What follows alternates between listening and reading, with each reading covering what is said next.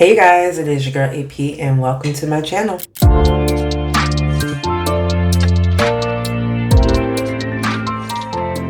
Hey, welcome back to my channel if you're not new here, and if you are new here, welcome to the family. Make yourself at home, get comfortable, pull up a chair, pull up your most authentic version of you, your most honest, your most transparent self, and let's get into some health and wellness today. So today's topic is going to be all about thyroid. It is Thyroid Awareness Month, and I thought to myself, I can't let January go by without the thyroid warrior herself dropping in and really giving some feedback on the whole thyroid health experience and how it's changed my entire life. And how it changed the way I view my wellness as a whole, mind and body. And I just like to share some of that information with you. So if that's what you're interested in, I hope you stick around to the end. All right, so thyroid.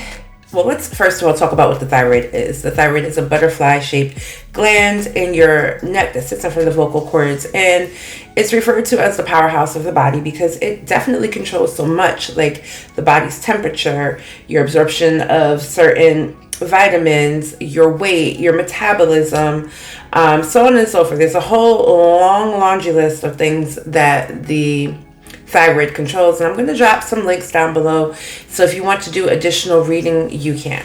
Thyroid health is one of those tricky things because the symptoms of when your thyroid goes wrong can vary, and it can also mimic other things. And oftentimes, if you don't have a specialist already, like an endocrinologist, because that is the specialist who will be taking care of your thyroid, if you're just working with a nurse practitioner or a primary care physician or a general practitioner, they may not be as well versed in thyroid health. And so the signs and symptoms may be there, but they may not be putting them all together. And let me explain. So let me just share with you some of the common thyroid illnesses. So for one, we're just going to start with hypothyroidism, and that is when you have an underactive thyroid. Then there is hyperthyroidism, which is when you have an overactive thyroid. Both of those diseases can occur just kind of, I won't say naturally because there's nothing natural about being sick, but can kind of just occur and they don't know the reason why. But most often it is linked to autoimmune diseases. And we know autoimmune diseases are highly inflammatory. So really the underlying disease could be Hashimoto's thyroiditis, which is where most often the underactive thyroid becomes from. And then there's Graves' disease, which is most likely more often where the overactive thyroid comes from. There is also thyroid cancer, and there's several different types. I won't say several different types, but there's a couple different types of thyroid cancer, and I'll try to put it on the screen. And then there's the goiter, and that is when your thyroid becomes enlarged and noticeably large to the point where people can see it when looking at you, when you really should never be able to see your thyroid. And a goiter can, quote unquote, grow on its own without an underlying disease. But let's be honest here. If it's inflamed and enlarged, it means something is going on in your body that is doing that to it, but can also grow as a result of either hyper or hypothyroidism. And I wish it were as clean cut as being able to say that if you're hypothyroid, you know, all the symptoms will look like hypothyroidism, when in reality, it may not necessarily look like that. Once I became more knowledgeable about thyroid health, I was able to identify as early as 11 for myself where symptoms were really presenting. And I was kind of like cycling through the symptoms until 2017 when they removed my thyroid.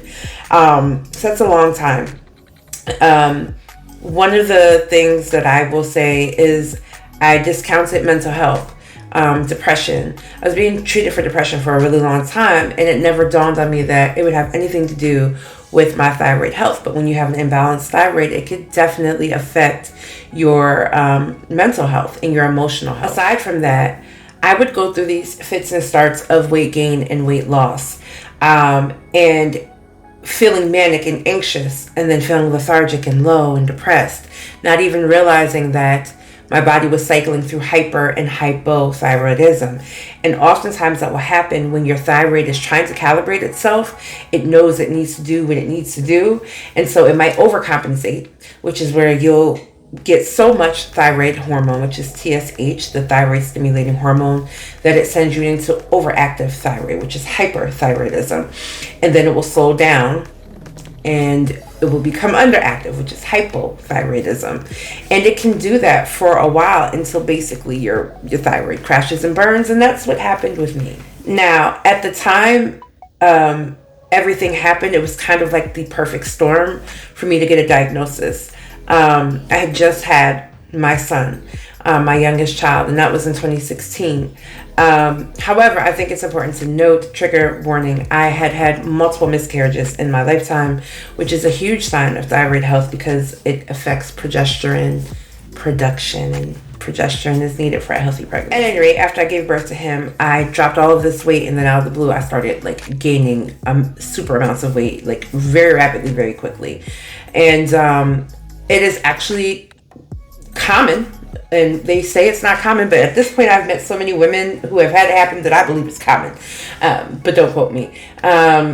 Hormones from pregnancy can throw your thyroid all off because your thyroid is responsible for helping the production and the growth of your baby's thyroid while you are pregnant. So it has to work overtime, just like many of the organs in your bodies have to do to create a healthy baby. So at first they assumed I had, first I had a doctor who just assumed that I was just fat. Okay.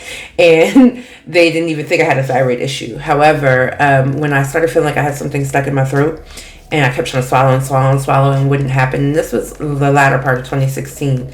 After some internet researching and a good friend's daughter who was a nurse telling me, hey, I think that's a goiter. That is how we got put on the path of me finally getting a diagnosis. So I had this inflammation in my goiter. It was growing.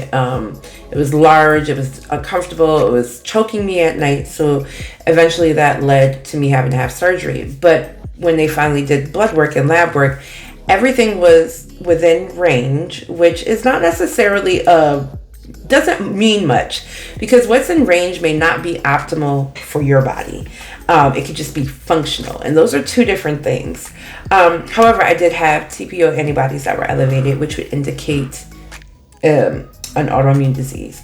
So in the end, it was decided that I was going to have my thyroid removed because it was causing me so much complication with breathing at night. So in September, or end of August, beginning of September 2017, I had a thyroidectomy, and that's when they surgically removed the thyroid. Now, you can have a partial thyroidectomy when they only remove the lobe that's enlarged, or a full thyroidectomy, which is what I had, when they remove the entire thyroid. In most cases, when they do the thyroidectomy, they do leave your parathyroid glands, which is responsible for producing calcium. They do usually leave those intact. Mine are still intact, as far as I know. When they removed my thyroid, it was 5 times the size it was supposed to be and could have killed me.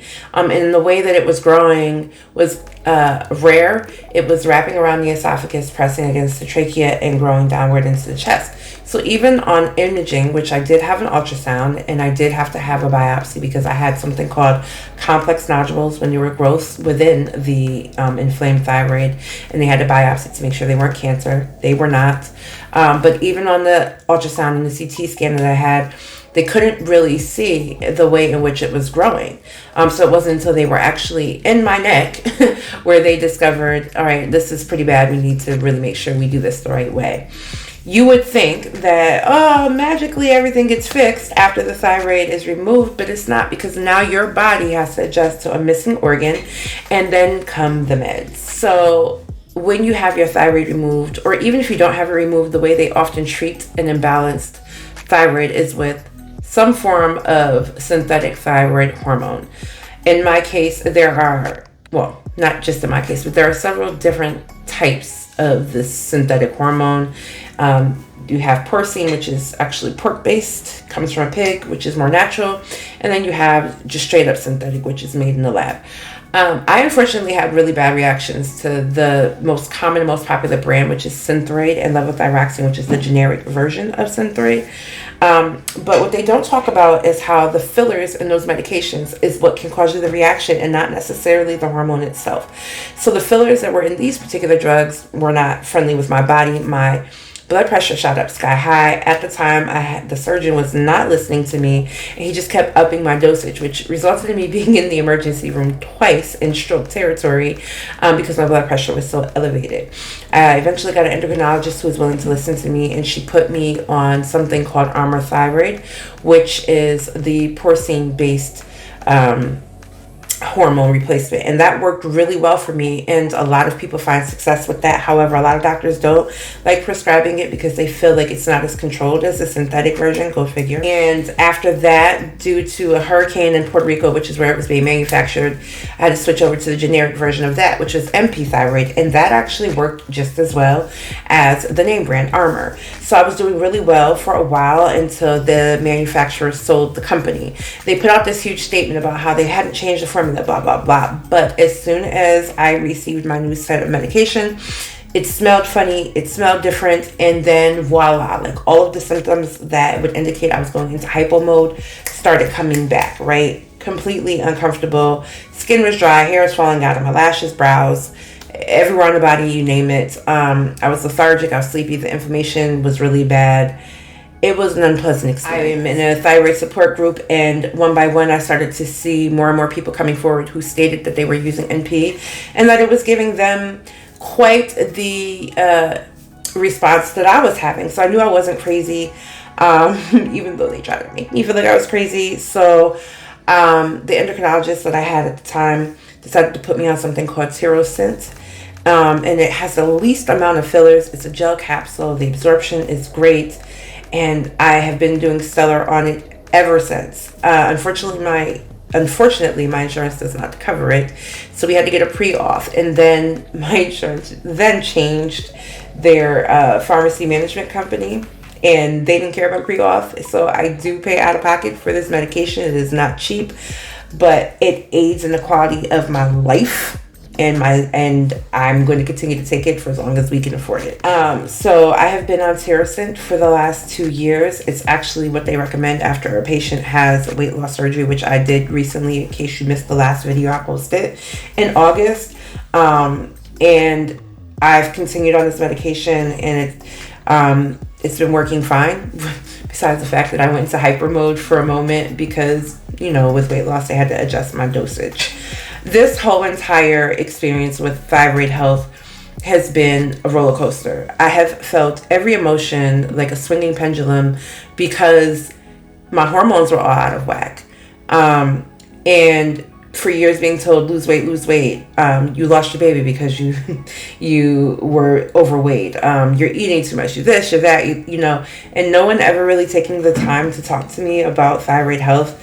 When I look back at that, it's really frustrating. It's still a trigger for me, but I'm doing my best to use my experience to educate other people and to teach people how to take control of their thyroid health. I've had the opportunity to speak with different faculties of schools and medical programs, and I've done interviews with podcasts. I've partnered with Paloma Health, which is a great company which is changing the endocrinology experience for many of us. If you don't have endocrinologists that's local to you that is willing to do the most for your thyroid health, Paloma will do the most. They will send you a kit. You can either test yourself or and send your blood back, or they can refer you out to a lab that your insurance covers and run your blood work. They do accept insurance, and you can get virtual visits with your endocrinologist online. And while that may seem absurd for those who focus on the traditional aspects of healthcare, it is my experience that sometimes traditional healthcare is not what's in favor of our bodies and our health. My personal experience is that I have been let down by the healthcare system so many times, too many times to count. And so I'm a big fan of being able to be in control of my healthcare as much as I possibly can. So if that's something that interests you, I would definitely drop a link below for you guys to check that out as well. Another big thing about thyroid health is that it is linked to diabetes, insulin resistance. And if you don't have that under control, it could definitely trigger those other things. Does that mean you will absolutely develop diabetes? No. But if you don't know that you need to care and manage your thyroid health, it can lead to that without any warning. The only warning sometimes that you will get is elevated glucose, or, they'll tell you you're putting on weight, or, your midsection is thicker, and that puts you at a predisposition for diabetes. They talk about weight all the time, but they don't talk about the mechanics of the things that go on inside your body that could be triggering those things. Knowing the signs and symptoms are really important. So I'm going to just talk about a few signs and symptoms of both spectrums of thyroid health, whether hyper or hypo. So one of the things I talked about was the goiter. You can feel like you have something stuck in your throat. You can also have bad GERD with thyroid disease, especially if your thyroid is becoming enlarged and is affecting the esophagus. You can have severe anxiety, panic attacks, restlessness, inability to go to sleep / insomnia, or being overly fatigued, overly tired, overly exhausted, even after a full night of rest, feeling very lethargic. Experiencing hair loss in the brows, lashes, hair, scalp, legs, arms, you name it, wherever there's hair growing, you can lose it. Constantly being cold hands, cold feet, or being overheated. Heat intolerance. Enlarged or bulging eyeballs, which is usually indicative of hyperthyroidism or Graves' disease. Excessive perspiration, or not perspiring enough, or not sweating at all. It can also come with having no true desire to eat, but gaining weight when you do eat, or eating so much, but you're not gaining any weight at all. In fact, you're losing. These things can happen without any real dietary changes.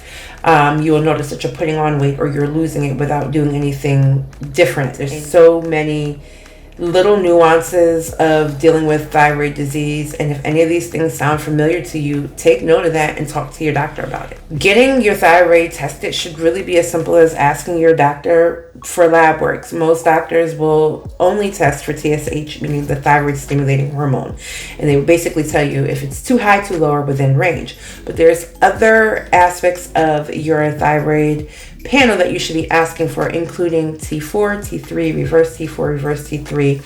Also, I'm saying this wrong, I'm going to put it on the screen, but I think it's reverse thyroxine. And also checking for antibodies, TPO antibodies, which would indicate autoimmune disease, as well as vitamin D. Vitamin D deficiency is a really big thing that comes with thyroid health. A lot of people don't know that.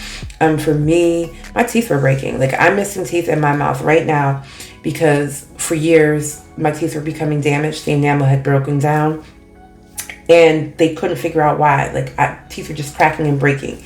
No cancer, no gum disease, nothing like that. They were just breaking. We caught the deficiencies well too late, obviously. So, I'm in for a couple $1,000s worth of work for my teeth over these next couple years. So, like I said, it manifests in so many different ways, and there's no one symptom to know. But if any of these things sound familiar to you, start taking note of it and bring it to your doctor. If there's one thing that I will take as a positive coming from the space of dealing with my thyroid, it was how asleep I really was when it came to knowing my rights within the healthcare system, knowing how adversely different I was going to be treated because I fit into a marginalized body as a Black woman who is obese. And that changed the game for the treatment that I received, and things that I didn't know that I could ask for, and things that doctors were doing wrong that I didn't realize were wrong because I simply lacked the education and the knowledge. So that is why I share so openly, whether it is here on Instagram, on my blogs. This is not a story that I'm new to telling. I've told it everywhere, and to anybody who's going to listen, because I did not anticipate that thyroid disease was going to change the scope of my life as drastically as it did, but it did. So in honor of Thyroid Awareness Month, I'm going to show you guys how to check your neck. I did a mini video over on Instagram a few months back, but I'm going to do it again here. You're going to need a couple of things to do this. You're going to need a cup of water, a bottle of water, a mirror, and your mouth and your throat. And basically, you're going to sip, and you're going to look at your neck while you sip in the mirror. And as you swallow, you're going to look for any bulges in the front of the neck. I'm going to insert a picture here of what my neck looked like when it was inflamed with a goiter. Yeah, so you can see that there's a clear bulge versus what's here now, which is nothing. And you can see my little scar there where they took out my thyroid. But yeah, do that. Check your thyroid regularly. Check for any lumps, bumps, or anything. It's so simple. It's free. You can do it at home. It can be the difference between saving your life and saving you some trouble. Preventive care is probably the best thing that I would recommend when it comes to thyroid health, meaning let's not even get to the point where you're dealing with thyroid disease. However, it is genetic in most cases. So if someone in your family, in your immediate family more specifically, has some sort of thyroid disease, you would want to keep regularly getting checked. I have my children all being checked now because of my experience. Care is everything from nutrition to medications to our body movement and exercise. I had no idea that foods were inflammatory for a really long time and could trigger inflammation in the thyroid. So I would definitely encourage you to look into seeing a nutritionist, and not for weight loss, but just to learn how to eat, especially if you feel like you are dealing with thyroid health. There are plenty of books out there, plenty of credible books out there, blog articles, medical journals that talk about food's adverse effect on the thyroid and ways to eat to help heal the thyroid, and even the fallout from the thyroid, meaning vitamin deficiencies, so on and so forth. But what we put in our bodies definitely has effect on what happens to our bodies. So I thank you for joining me if you've made it this far in the video for Thyroid Awareness Month. And of course, if you have questions, feel free to drop them down below. I have a plethora of articles on my blog, and if you follow me over on Instagram, I definitely have thyroid chats over there. They're hashtags, so you can check them out. You can follow them. And under those thyroid chats, you'll find a lot of other very well-versed people who are experienced in thyroid health, because they've had similar situations to mine where they have dealt with the unfortunate aspects of getting diagnosed too late, but it also helped educate them in a really major way. And I hope that if you're watching this and you get over there and you follow those hashtags, that they're helpful to you as they have been for me. As always, guys, thank you so much for joining me, and I will see you next video. Bye.